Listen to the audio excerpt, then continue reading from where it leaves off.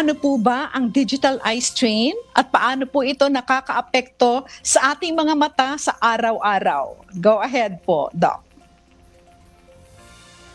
Ang digital eye strain, isang grupo po siya ng mga sintomas na nakakaapekto sa mata at sa paningin.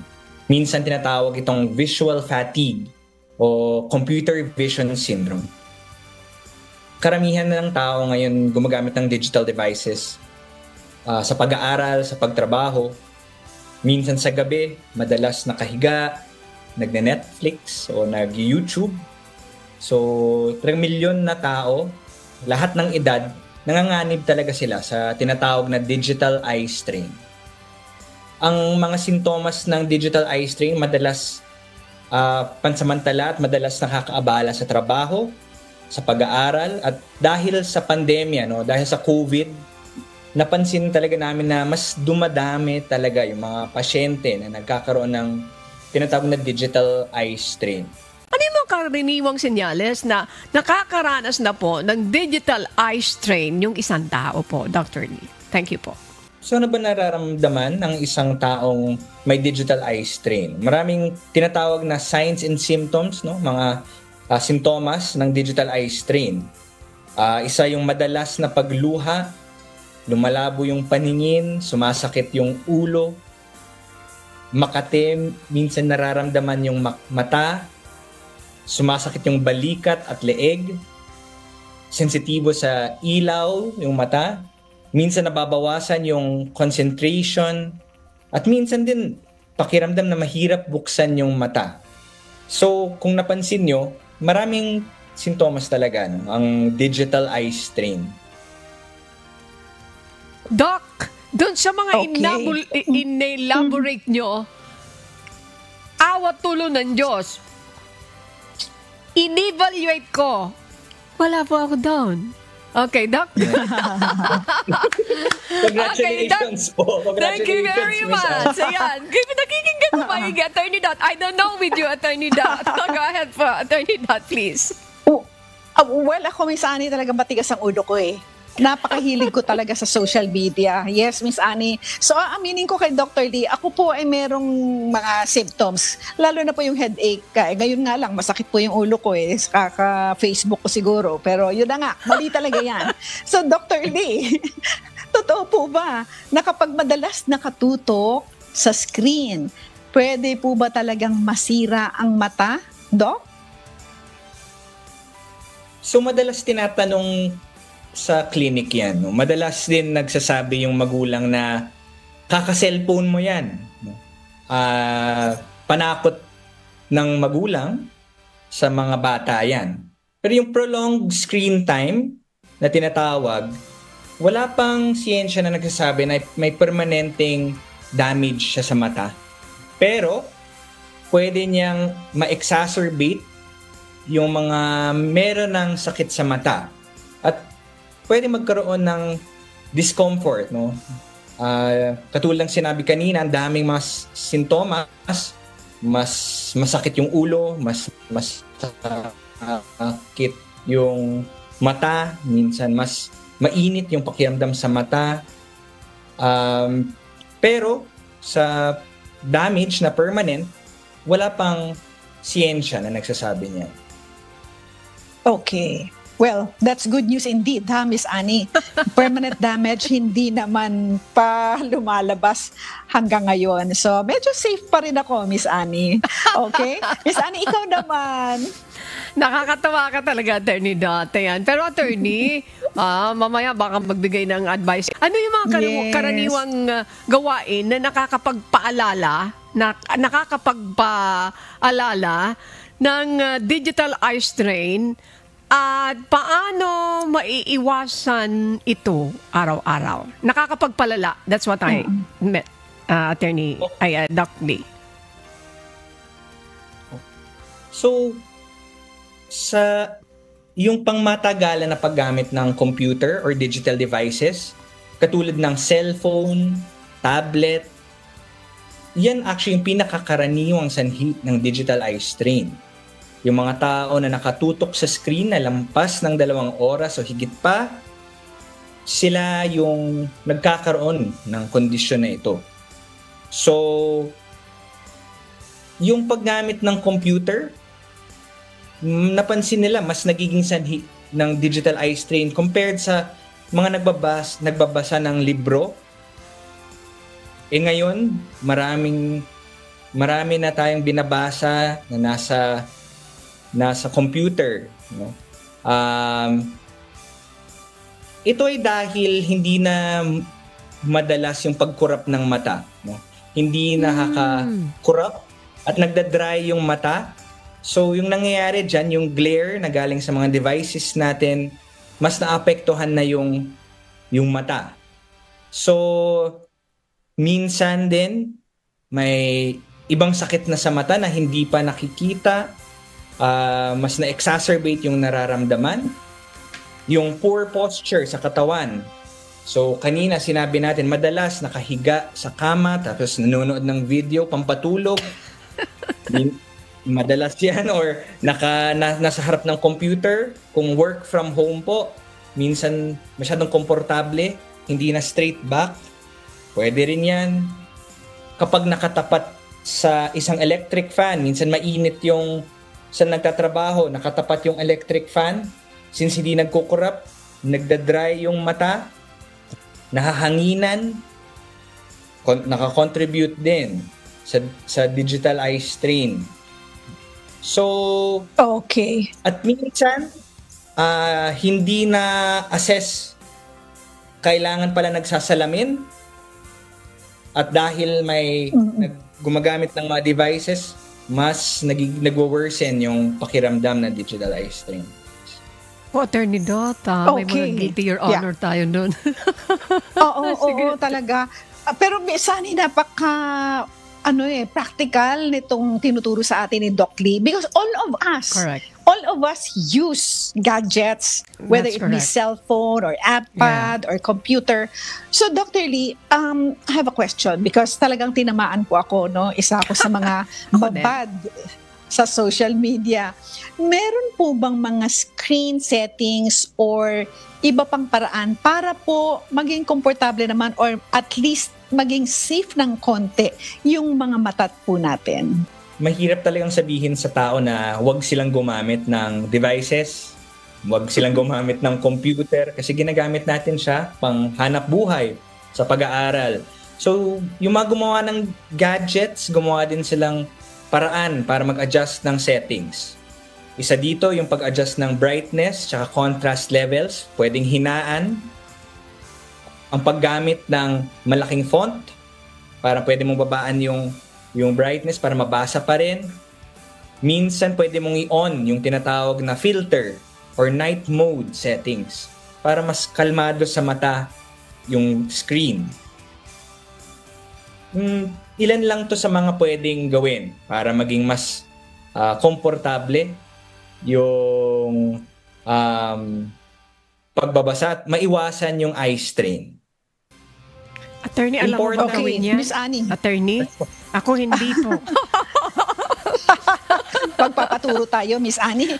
Kita mo? Tama. Talagang nag-take down ako ng notes, ha? Yung brightness, Night mode. bawasan. Tapos, bigger font. Okay, ako talaga kailangan ko yan, bigger font. Tapos, i-on yung filter or night mode setup.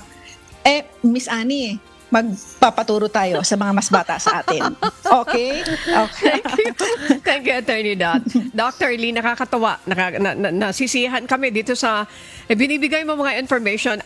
I'm sure hindi lang po kami, kundi yung ating mga viewers and listeners. Now, maitanong po namin sa inyo, Doc Lee, gaano kadalas dapat magpahinga o mag-break ang mga tao na madalas na nag-work online, lalo na may mga online class, online work, and mayroon tayong naririnig lagi doon sa mga doktor na katulad nyo. What is this 20-20-20 rule? Tama yan, Miss Annie and Attorney Dot, no? Very important si 20-20-20 rule. Para dapat sundan siya para maiwasan yung digital eye strain. Ano ba to? Ano ba yung 20-20-20 rule? Ang ibig sabihin nito, so pag nagtatrabaho sa computer, or nag-aaral sa computer, devices, tablet, cellphone, kada 20 na minuto, magpapahinga ka ng 20 seconds at titingin ka 20 feet away or titingin ka sa malayong lugar. Magpapahinga ka. Dahil dito, magre-relax yung mata, kukurap ka, mababasa ulit yung mata, at after 20 seconds, pwede ulit bumalik sa trabaho. Simple at epektibo. Pwede mong gawin sa work. And this is something na lagi namin sinasabi sa mga pasyente. No? Mahirap siyang gawin, minsan nakakalimot, pero yung advice namin minsan ay pwede kang gumamit ng isang alarm so that every 20 minutes, pwede kang tumigil at pwede mong sundan si 20-20-20 rule. Okay, very good. Importante. Ayan. Yes, Miss Annie, nako, hindi kagaya natin 20 hours. 20 hours tayong nakatingin sa cellphone natin. Ay, nako.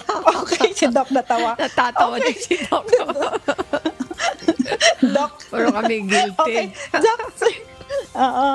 Dr. Lee, okay, ang ganda naman tong tanong na to. Ay, kasi kanina tinanong na natin kung ano yung pwedeng gawin sa how long you should be looking at the screen, and then yung mga sinabi pa ni Doc kanina na pwede mong i-lessen yung brightness, etc. etc. So ito napakaganda, no? Ang tanong na susunod is ito, makakatulong ba daw, Doc, ang mga special na glasses or lens para sa computer or screen use? And kung meron pong mga ganyan, saan po makakabili, Doc? Go ahead. Madalas tinatanong yung tanong na yan actually. Kung may special na glasses, special na lenses na nakaka-protect, no, from digital eye strain.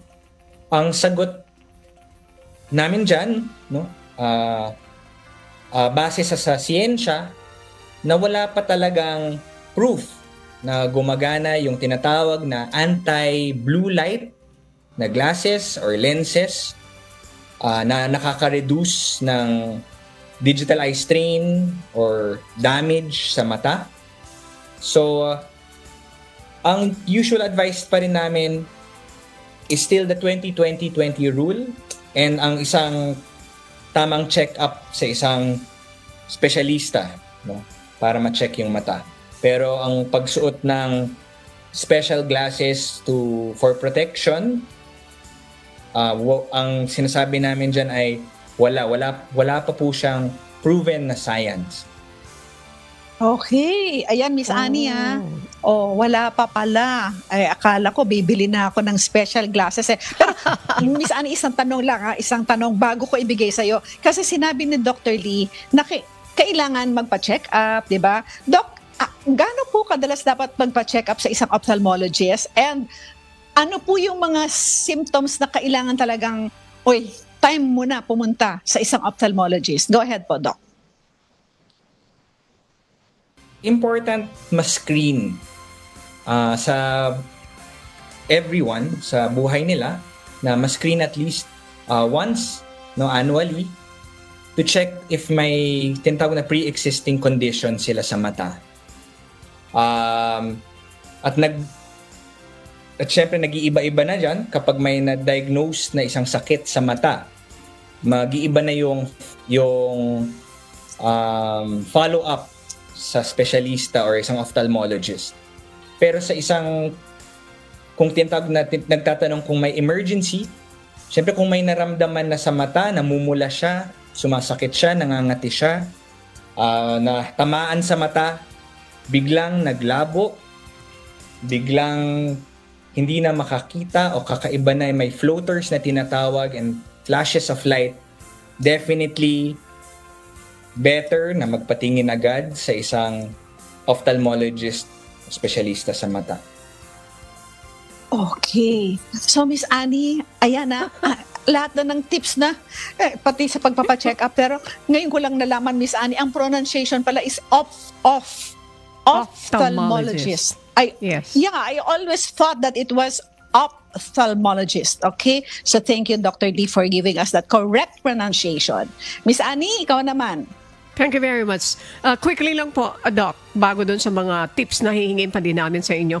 Ano yung pinagkaiba nitong ophthalmologist dito sa optometrist? Okay, so isang optometrist ay isang spesyalista na trained to refract o tumin ng grado ng mata at mag-screen ng mga ng grado and mag-prescribe ng tamang salamin or lenses or contact lenses sa isang pasyente. Ang ophthalmologist ay isang medical doctor na nag-specialize into ophthalmology at usually nakaka-treat ng diseases of the eye, nagpe-prescribe ng medication, and gumagawa ng surgical procedures. Okay. So yun yung difference. Yan. Maraming salamat. Okay. Ano po? Okay. Kanina may sinabi si Doc na wala pang aral na nangyayari na yung may mga specialized na salamin. Pero mayroon tayong narinig kasi na may salamin, anti-radiation. That's different, Doc? Ano po? That's a different one? Still, yung sagot pa rin sa tanong na yan ay wala pa rin studies na nagsasabi na may protection pa rin both for anti-blue light and anti-radiation, pero wala rin harm sa pagsuot nito. So usually hindi naman namin pine-prevent yung tao, pero yung sagot ay yung science behind it. Okay. Now, by saying that, Attorney Dot, gusto ko itanong kay Doc Lee, yung Philippine Academy of Ophthalmologists po ba, walang mga negative reactions doon sa nagsasabi na itong salamin na ito ay pwede ito sa ganitong mga sakit. Hindi ba kayo nagre-react dyan? So, ano pong specific policy or mayroon ba tayong batas para dyan? Na kung may mga nagsasabi, nagpo-promote na ganito-ganito, mayroon ba kayong action dyan? Mayroon bang specific na batas dyan? Kasi baka ito, nagpo-promote pero may deceit pala. Wala bang move or any action from your group, Dr. Lee? So yung marami talagang nagpo-promote ng mga hindi lang sa salamin, pero sa gamot, Actually, yung mas napapansin namin yung drops, yung mga magic drops, cure-all drops. And yung naglalabas talaga ng statement yung Academy na hindi madalas walang katotohanan yung mga cure-all na drops na ito. So, sa batas, hindi ko maisasagot sa ngayon. Wala akong maisasagot ngayon na sa batas, pero definitely against po kami sa paglabas ng mga fake news about the usage of cure-all drops and the use of gadgets or glasses that can protect you from blue light. Yun yung maisasagot. Okay. Thank you very much, Doc, for being honest. Yan.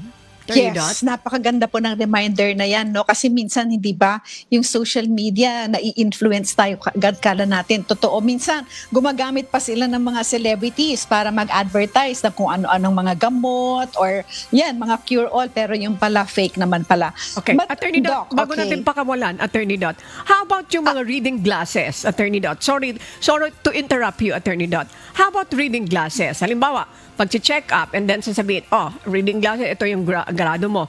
Hindi rin bawal sa inyo sa grupo ng mga Philippine Academy of Ophthalmologists? Doc Lee?